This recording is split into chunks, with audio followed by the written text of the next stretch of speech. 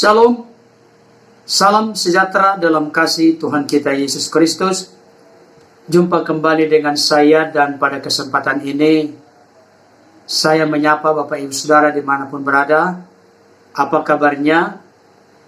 Kiranya karena kasih karunia Tuhan, kita semua dalam keadaan sehat-sehat, tetap bersemangat dan bersuka cita, karena kita tahu itulah yang dikehendaki Allah di dalam Kristus Yesus bagi kita. Bapak Ibu Saudara yang dikasihi oleh Tuhan, pada kesempatan ini saya kembali membawakan kebenaran firman Tuhan dengan judul Waspada, kekayaan bisa membuat kita lupa kepada Tuhan. Firman Tuhan saya bacakan untuk kita dari Matius 19 ayat 24. Demikianlah bunyinya. Sekali lagi aku berkata kepadamu, lebih mudah seekor unta masuk melalui lubang jarum daripada seorang kaya. Bapak Ibu Saudara yang dikasihi oleh Tuhan dimanapun berada, yang menyaksikan dan mendengarkan kebenaran firman Tuhan ini. Ada banyak orang ketika hidupnya miskin, susah, dan menderita, begitu tekun dan setia mencari Tuhan. Rajin ikut kelompok sel, rajin ikut pendalaman Alkitab, pelayanan ke sana sini, dan hidupnya selalu berharap kepada Tuhan. Namun, sayang seribu sayang, ketika hidupnya mulai diberkati, ketika hidupnya mulai menanjak dan hartanya makin bertambah, seiring dengan itu hatinya pun berubah dan makin bergeser, menjauh dari Tuhan atau meninggalkan Tuhan. Keinginan daging sekarang menjadi lebih utama daripada kepentingan Tuhan dan kerajaannya.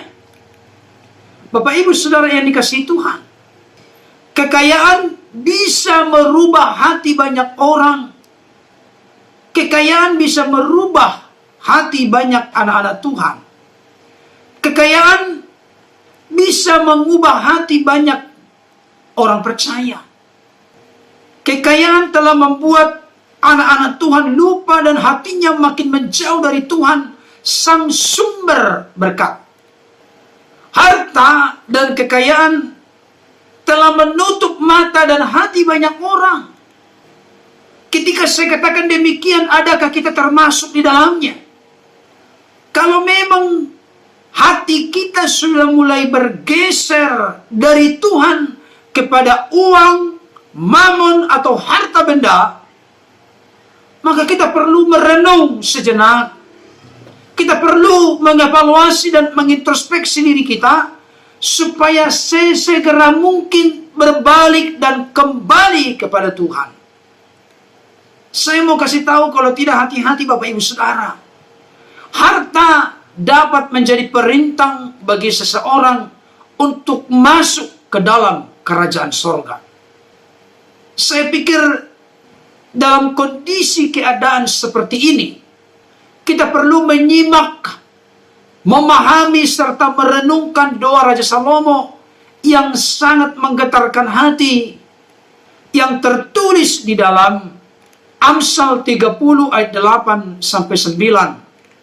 Saya bacakan untuk kita, demikian bunyinya. Jauhkanlah daripadaku kecurangan dan kebohongan. Jangan berikan kepadaku kemiskinan atau kekayaan. Biarkanlah aku menikmati makanan yang menjadi bagianku, supaya kalau aku kenyang, aku tidak menyangkalmu dan berkata, siapa Tuhan itu? Atau kalau aku miskin, aku mencuri dan mencemarkan nama Allahku. Bapak Ibu Saudara yang dikasihi oleh Tuhan, yang ingin saya tegaskan dan saya sampaikan pada kesempatan ini kepada masing-masing kita, mari kita perdengarkan, mari kita gemakan jenis doa seperti doa yang disampaikan oleh Salomo ini dalam konteks keadaan kehidupan manusia di akhir zaman ini. Kenapa hal ini menjadi sangat penting? Supaya kita jangan menjadi orang yang lupa kacang pada kulitnya. Supaya kita jangan menjadi orang Kristen yang seperti lupa daratan. Bapak ibu saudaraku yang dikasihi Tuhan, Yesus tadi menegaskan di dalam kebenaran firman Tuhan, bagian dari bacaan hari ini, lebih mudah seekor unta masuk ke dalam lubang jarum daripada seorang kaya masuk ke dalam kerajaan Allah. Artinya, kekayaan bisa merintangi dan menghalangi seseorang untuk masuk ke dalam kerajaan Allah. Sebetulnya, bukan kekayaan itu yang bermasalah. Tapi orang yang memiliki kekayaan itulah yang perlu diingatkan sekaligus disadarkan.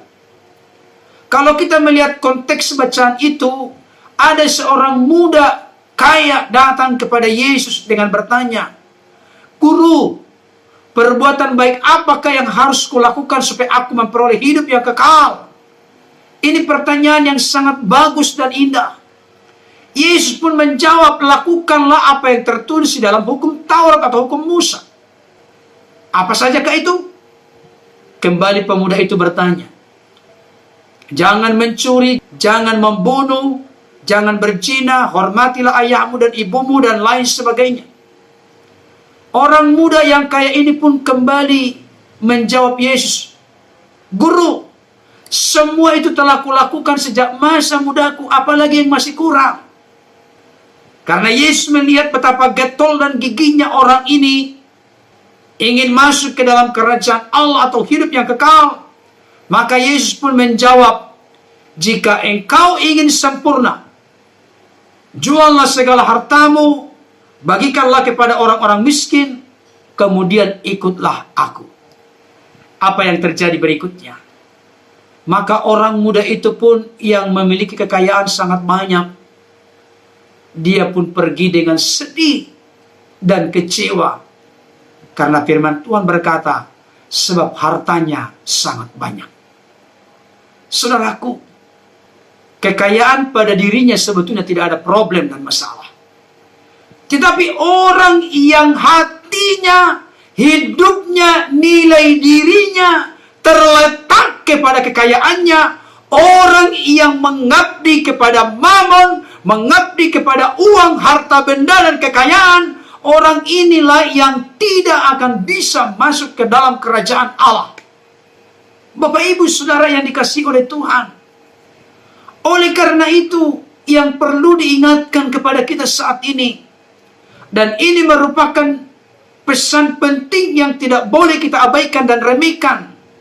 Jika sekiranya saat ini kita sudah diberkati oleh Tuhan secara luar biasa, kita memiliki kekayaan yang berlimpah, jikalau di suatu saat Tuhan mempercayakan harta kepada kita, maka yang ingin saya tegaskan kepada setiap kita saat ini, marilah kita izinkan Tuhan menjadi raja atau penguasa atas hidup kita, dan jangan harta kita. Amin saudaraku.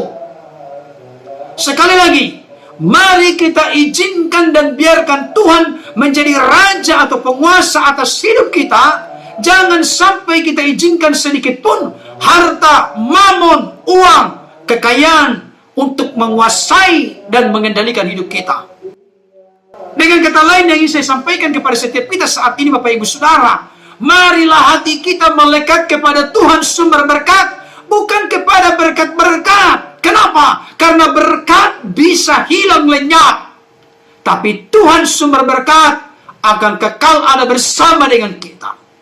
Oleh karena itu Bapak Ibu Saudara, mari jangan sampai kekayaan yang Tuhan karuniakan kepada kita membuat kita menjauh dari Tuhan. Tapi katakanlah seperti khotbah Yesus di bukit, berbahagialah orang yang miskin di hadapan Allah, karena mereka lah yang mempunyai kerajaan Allah. Artinya, semakin banyak, semakin berlimpah, semakin bertambah Tuhan karuniakan kepada kita kekayaan, marilah hal itu semakin menyadarkan kita betapa Tuhan baik, dan kita makin membutuhkan Tuhan, makin mengandalkan Tuhan, makin menaruh harapan yang penuh kepada Tuhan. Bapak Ibu Saudara, Kiranya kebenaran firman Tuhan ini dapat meneguhkan dan menguatkan kita, serta sekaligus mendorong, memotivasi, menyadarkan, mengingatkan kita, supaya kita memiliki moto, jangan sampai kekayaan menghalangi kita dekat kepada Tuhan. Tapi biarlah apa yang Tuhan karuniakan dalam hidup kita, membuat kita sadar itu semua adalah alat atau sarana, tetapi tujuan kita adalah Allah di dalam Kristus, kerajaannya, dan hidup yang kekal. Saya akan mengakhiri kebenaran firman Tuhan ini dengan menaikkan satu pujian, andalkan Tuhan. Selamat menyaksikan dan mendengarkan.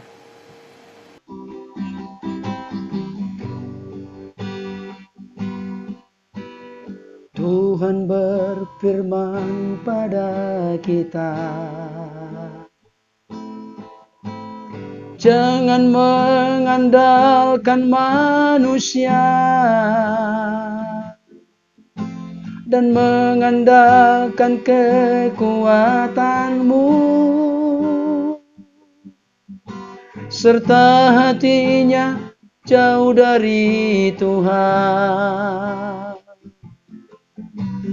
Tuhan bersabda pada kita, diberkati yang mengandalkan Tuhan dan menaruh harapan padanya, pasti tak akan dikecewakan. Pandanglah selalu pada Tuhan, carilah dengan segenap hati. Tiada yang mustahil bagi Dia, kuasanya pasti nyata atas kita.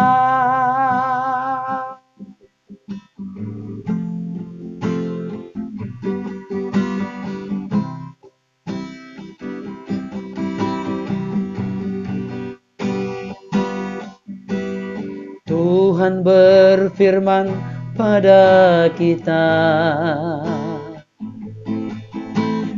jangan mengandalkan manusia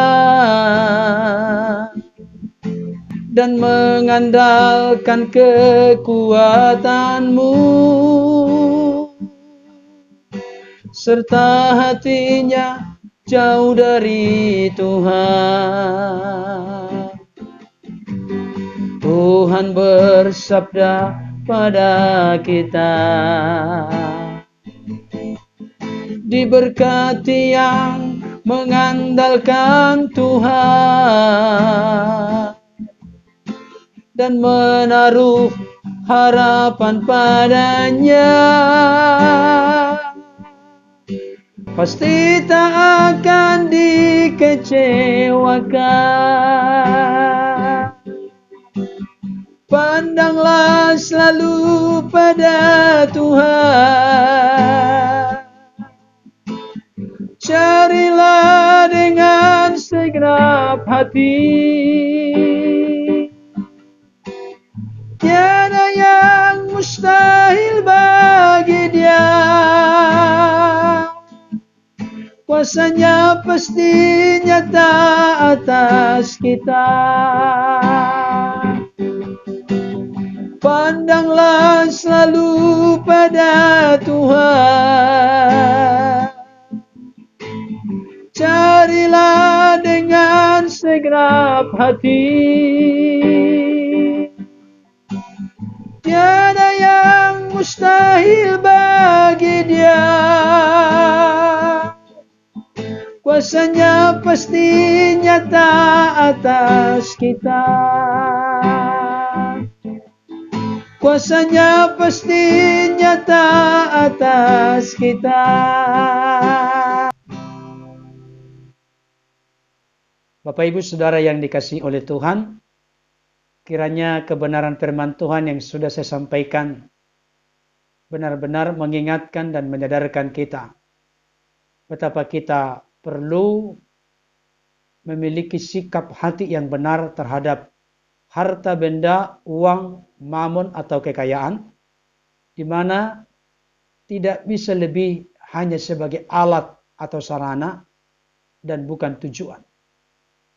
Tujuan kita adalah Tuhan, kerajaan sorga atau hidup yang kekal, dan uang atau kekayaan hanya sebagai alat bagi kita untuk menjadi berkat bagi orang lain dan memuliakan Tuhan.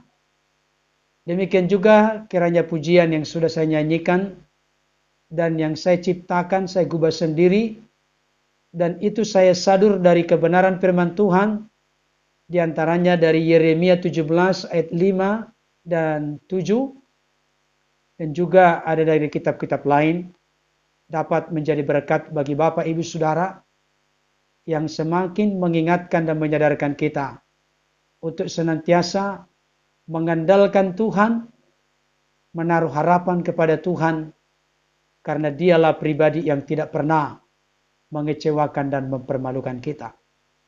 Percayalah saudara, pemeliharaannya sungguh ajaib dan sempurna bagi kita. Sampai bertemu di video terbaru berikutnya. Tuhan Yesus memberkati. Dadah.